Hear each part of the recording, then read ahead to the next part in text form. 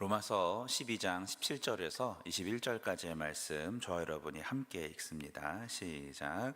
아무에게도 악을 악으로 갚지 말고 모든 사람 앞에서 선한 일을 도모하라. 할 수 있거든 너희로서는 모든 사람과 더불어 화목하라. 내 사랑하는 자들아, 너희가 친히 원수를 갚지 말고 하나님의 진노하심에 맡기라. 기록되었으되 원수 갚는 것이 내게 있으니 내가 갚으리라고 주께서 말씀하시니라. 내 원수가 줄이거든 먹이고 목마르거든 마시게 하라. 그리함으로 내가 숯불을 그 머리에 쌓아 놓으리라. 악에게 지지 말고 선으로 악을 이기라. 아멘. 오늘 새벽에도 하나님의 은혜의 말씀이 우리 가운데 깊이 있게 임재하시길 예수님의 이름으로 축복합니다. 17절 말씀을 보면 아무에게도 악을 갚지 말고 모든 사람 앞에서 선한 일을 도모하라 라는 말씀이 있습니다. 악을 악으로 갚는 것은 죄지요. 선한 일을 해야 할 때 머뭇거리면서 가만히 있으면 그것 또한 하나님의 뜻이 아닌 것을 말씀을 통해 기억해야 합니다. 조금 더 깊게 보면 아무에게도 갚지 말라라고 합니다. 신자나 비신자 모두에게 악한 일을 당했을지라도 갚지 말라는 말씀이고, 또 모든 사람 앞에서 선한 일을 하라는 말씀은 누가 봐도 선한 일을 하라라는 말씀입니다. 대상을 의미하기도 하지만 누가 봐도, 모든 사람이 봐도, 신자나 비신자나 선인이나 악인이나 누가 봐도 선한 일을 하라라는 말씀이죠. 하나님과 사람 앞에서 인정받으며 살으라는 뜻입니다. 어떻게 할 수 있을까요? 잠언 3장 3절 4절을 보니까 인자와 진리가 내게서 떠나지 말게 하고 그것을 내 목에 메어 마음판에 새기라. 그리하면 내가 하나님과 사람 앞에서 은총과 귀중히 여김을 받으리라 라는 말씀이 있어요.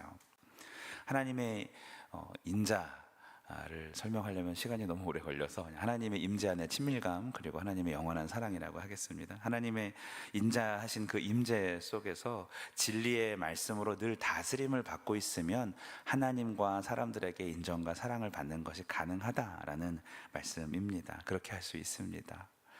예수님께서도 그 키와 지혜가 자라가면서 그러한 중심에 계셨기 때문에 하나님과 사람에게 사랑스러워 가셨다고 하셨죠. 하나님께만 아니라 사람들 앞에서도 그리하였다는 것입니다. 오늘 새벽을 깨우고 이곳에 오셔서 하나님의 사랑을 구하고 인자와 진리의 말씀 앞에 서 계신 여러분, 우리가 바로 그 일을 할 수 있는 사람들인 줄로 믿습니다. 하나님께서 인정하시고 사람들도 참 귀하다고 여기는 그런 하루를 사시길 축복합니다. 18절 말씀처럼 모든 사람과 화목하게 되기를 다시 한번 축복합니다. 세상 사람들은 그럽니다. 그냥 모두에게 다 인정받을 필요 없어, 모두에게 다 사랑받을 필요 없어. 그것은 심리학에서 나오는 말이고요. 성경은 말합니다. 모든 사람과 더불어 할 수 있으면 화목하고 사랑하고 사랑을 받으라인 것입니다. 이렇게만 살아서 초대교회처럼 칭송을 받는 교회가 되면 참 좋은데 그렇지 못할 때도 있습니다. 우리가 아무리 관계를 잘해도 생길 수 있는 어떤 마음과 마음이 통하지 않을 뿐만 아니라 더 나아가서 서로를 대적할 수 있는 원수가 생길 수 있다고 성경도 이야기하고 있습니다. 관계가 극으로 치달은 사람을 원수라고 하죠. 19절을 보니까 우리가 친히 원수를 갚지 말고 하나님의 진노하심에 맡겨라. 원수가 생길 수 있다라는 말씀이죠. 하나님께 맡겨라 라는 것은 우리가 여러분 잘 알고 계실 것입니다. 하나님의 보응은 공정하지만 인간의 보복은 불완전하고 또한 그 복수의 보복의 굴레를 만들 수 있기 때문에 갚지 말라라는 말씀입니다. 잠언 20장 22절에 보면 너는 악을 갚겠다 하지 말고 여호와를 기다리라 라는 말씀이 있습니다. 한번 따라해 보실까요? 여호와를 기다리라. 네, 화가 날 때, 원수가 있을 때, 참 어떻게 해도 회복이 안 되는 그런 관계가 있을 때는 갚으려고 하지 말고 대응하려 하지 말고 여호와를 어떻게 해요? 기다리라 라는 말씀입니다. 이 말은 하나님의 영역을 침범하지 말라는 말과도 같습니다. 갚는 것은, 보응은 내가 할 테니까 너희들은 나를 기다리고 그저 최대한 사랑하라라는 말씀이겠죠. 자, 19절까지 맡기고 기다리는 것이 좀 소극적인 사랑이라면 20절부터는 적극적인, 예수님께서 하나님과 원수된 우리에게 그러셨듯이 우리도 적극적으로 원수가 줄일 때, 목마를 때 이렇게 먹이고 마시게 하라고 얘기하십니다. 이렇게 악에게 보복하는 것이 아니라 그것을 하나님께 맡기고 적극적인 선행을 의지적으로 하라는 어려운 말씀입니다. 하지만 하나님은 우리에게 하지 못할 것 시키시는 분 아니신 줄로 믿습니다. 우리의 믿음이 우리의 감정을 뛰어넘으라는 말씀이겠죠. 21절, 그럴 때 악에게 지지 말고 선으로 악을 이기라 라는 것입니다.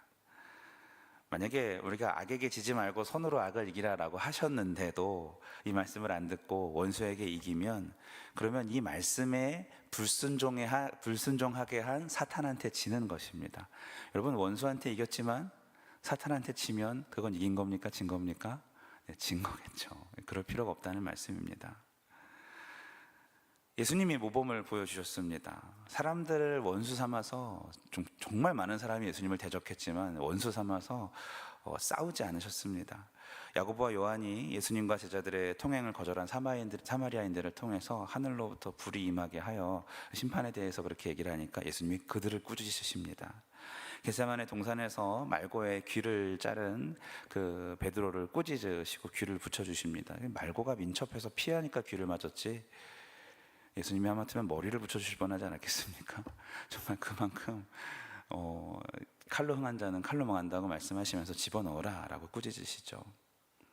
또 십자가 사건의 사람들을 바라보면서 저들은 자기 잘못을 모르니 용서해달라고, 스스로 모르는 자들을 용서해달라고 기도하시죠. 여러분, 계속 용서하시고 용납하라고 하신 예수님께서 어떻게 온 세상에 만만한 사람이 되셨나요?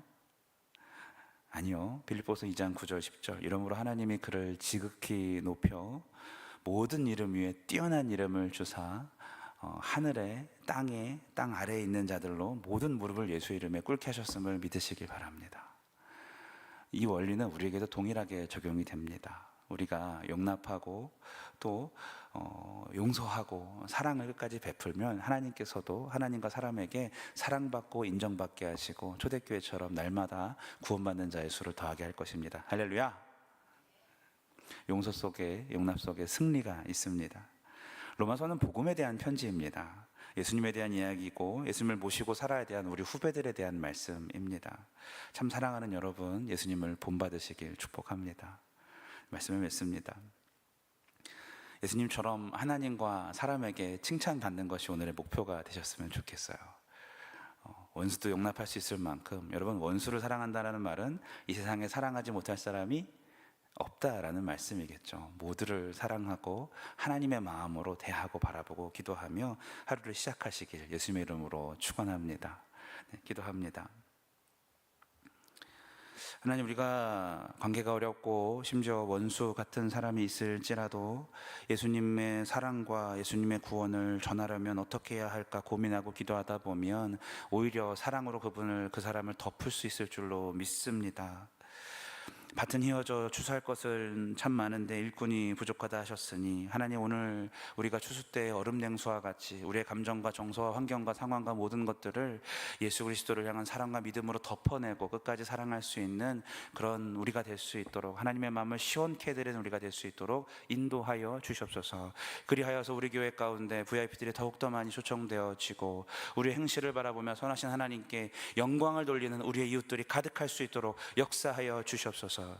각 목장들마다 선을 행하게 하시고 끝까지 품고 사랑하는 간증들이 날마다 넘치게 하여 주셔서, 하나님, 우리 모두의 중심이 변화되어지고 예수 그리스도의 뜨거운 사랑이 우리 모임 가운데 나누어지는 모든 목장들 될 수 있도록, 우리 교회가 될 수 있도록 인도하여 주시옵소서.